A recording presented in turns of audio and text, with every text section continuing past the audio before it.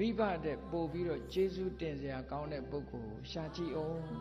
မရှိဘူးမဟုတ်ဘူးရှိနေသေးတယ်မိဘကတော့ဟုတ်တယ်လူလောကဝင်ပေးလိုက်လို့ကျေးဇူးတင်စရာကောင်းတယ်လို့ပြောရမယ်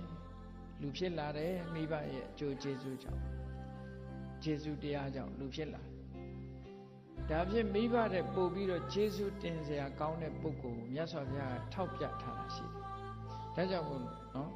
ကျေးဇူးတရားအကြီးမားဆုံးပုဂ္ဂိုလ်၃မျိုးဆိုတာမြတ်စွာဘုရားဟောထားတာရှိတယ်အဲ့ဒီထဲမှာမိဘပြောလို့မဟုတ်ဘူးအကြီးမားဆုံးပုဂ္ဂိုလ်၃ဦးဆိုတာဘယ်လိုပုဂ္ဂိုလ်လဲမိမိကိုဖရာတရားတန်ခါယရဏ၃ပါးကိုယ်ွယ်စိကတတ်အောင်လမ်းညွှန်ပြသတဲ့ပုဂ္ဂိုလ်အဲ့ဒီပုဂ္ဂိုလ်ဟာကျေးဇူးရှင်တွေထဲမှာတော့ကြီးမားတဲ့ကျေးဇူးရှင်တစ်ခုသူ့ရဲ့ကဲ့တင်မှုဟာအလွန်ကြီးမားတယ်လို့ဒီလိုပြောအကယ်၍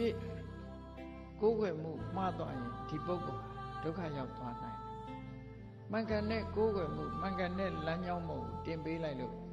ဘုရားကိုကြည်ညိုတတ်လာတယ်တရားကိုကြည်ညိုတတ်လာတယ်သံဃာကိုကြည်ညိုတတ်လာတယ်ဆိုတဲ့ပုဂ္ဂိုလ်ဟာမြတ်စွာဘုရားဟောတဲ့အတိုင်းယေကေစီဗုဒ္ဓံတရဏံကတာတေနတ္တိဂမိတ်တန္တိအပါယဘူမိတ်ဘုရားတရားတန်ခါကိုယ်ဝဲစိတ်ကတဲ့ပုဂ္ဂိုလ်ဟာပယ်လေးပုံမရောက်ဘူးလို့များဆိုကဲအပယ်ကနေကဲတင်ပေးရမကြဘူးလားမိဘကအပယ်ဟာကဲတင်ပေးနိုင်တာမရှိသေးဘူးလေလောကကြီးပဲသူကပြတာပေးလိုက်တာပဲရှိဒါမိဘရောဒီထက်ပါလို့မရဘူးလားဆိုရတယ်မိဘတိုင်းတော့မရဘူးနော်မိဘတိုင်းတော့မရမိဘကမိဘကိုယ်တိုင်းကိုကဒီတရားတွေအသက်တတ်နေလို့ရှိရင်ကိုယ်ပဲဝင်တတ်မှာပဲလေဖြစ်နေတယ်ပေါ့နော်အဲ့တော့တရဏဂုံသီလတရဏဂုံ၃ပါးကိုကိုယ်ပဲစိတ်ကတတ်အောင်လမ်းညွှန်ပြသပေးလို့သူ့ရဲ့ခြေဆုတရားကြောင့်တရဏဂုံတည်တဲ့ပုဂ္ဂိုလ်ဖြစ်ပြီဆိုရင်အဲ့ဒီပုဂ္ဂိုလ်ဟာတရဏဂုံတည်သူဆိုတဲ့ပုဂ္ဂိုလ်ပုံမှာသူဟာတရဏဂုံတည်အောင်လုပ်ပေးတဲ့ဆရာဟာလမ်းညွှန်ပေးတဲ့ပုဂ္ဂိုလ်ဟာကြီးမားသောကျေးဇူးရှင်တူပဲဖြစ်တယ်။ဒီတိုင်းမိဘမပါဘူးနော်။ဒါမြတ်စွာဘုရားဒါကိုထောက်ပြတရဏဂုံတည်သွားပြီဆိုရင်အပယ်လေးပုံကလွတ်သွားပြီ။ဒီတဲ့အကျိုးဆက်တွေပြောမယ်ဆိုရင်တရဏဂုံတည်ခြင်းကြောင့်ဘုရားကိုစိတ်ကတ်တယ်တရားကိုကျင့်သုံးတယ်သံဃာကိုစိတ်ကတ်တယ်အဲ့ဒီဘုရားတရားတန်ခါကြည်ညိုခြင်းကြောင့်ရလာလို့သိလာတဲ့အသိဉာဏ်တွေကဆက်တက်သွားမယ်ဆိုရင်နိဗ္ဗာန်ထီအောင်အကျိုးရောက်သွားနိုင်တယ်ပေါ့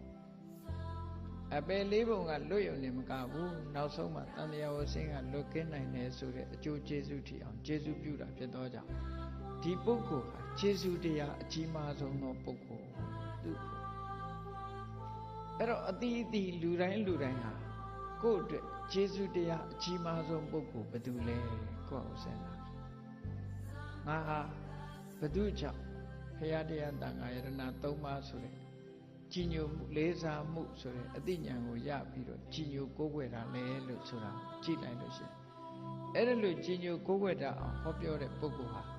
အမေဖေတွေကလည်းဖြစ်ခြင်းဖြစ်မယ်ဆရာသမားလည်းဖြစ်ခြင်းဖြစ်မယ်မိတ်ဆွေလည်းဖြစ်ခြင်းဖြစ်မယ်ဘယ်သူပဲဖြစ်ဖြစ်တရဏဂုံတည်အောင်သူ့ကိုအကြောင်းပြုပြီးတော့ကိုဟာတရဏဂုံတည်ခဲ့တယ်ဗုဒ္ဓဘာသာစစ်ဖြစ်လာတယ်ဆိုလို့ရှိရင်တော့ဒီပုဂ္ဂိုလ်ဟာကိုယ့်အတွက်အကြီးမားဆုံးသောကျေးဇူးရှင်ကြီးပဲဒီလိုသတ်မှတ်ခိုင်းတာမြတ်စွာဘုရားနော်ဒါကတူနောက်ဒုတိယလိုက်ပြီးတော့ရှာဒီဘုရားတရားတန်ခါယရဏ၃ပါးကိုယ်ဝဲစိတ်ကပ်ရုံများမကဘူးနောက်တစ်ခါဒီတဲ့အရေးကြီးတာကဘာလဲလို့ဆိုရင်အမှန်တရားကိုသိဖို့အရေးကြီးတယ်ဘုရားတရားကိုယ်ဝဲဘုရားတရားတန်ခါယရဏကိုယ်ဝဲစိတ်ကပ်တယ်ဆိုတာလမ်းကြောင်းအမှန်ပေါ်ရောက်ရုံနဲ့ရောက်သေးတယ်သို့သောအမှန်တရားကိုသိမှလမ်းမချော်မှာဖြစ်တယ်ပေါ့ကြည့်လေဘုရားတရားတန်ခါတော့ကိုယ်ဝဲကြပါရဲ့လမ်းချော်နေတဲ့ပုဂ္ဂိုလ်တွေအများကြီးရှိတယ်အဲ့ဒါလို့လမ်းမချော်အောင်အမှန်တရားကိုသိအမှန်တရားဆိုဒီမှာသစ္စာ၄ပါးကိုပြောတာဒီနေရာမှာသစ္စာ၄ပါးဆိုတဲ့အမှန်တရားကိုမသိဘဲနဲ့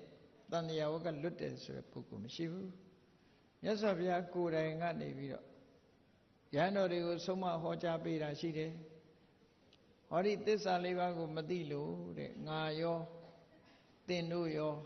တန်တရားထဲမှာကျင်လည်ခဲ့ရတဲ့ဘဝတွေမြောက်များလှပြီ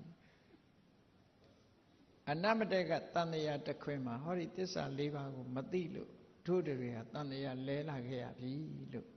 မြတ်စွာဘုရားကဒီလိုဟောစတုဏံအရိယသစ္စာနံယထာဘူတံအဋ္ဌတနာသစ္စာလေးပါးကိုအမှန်မမြင်လို့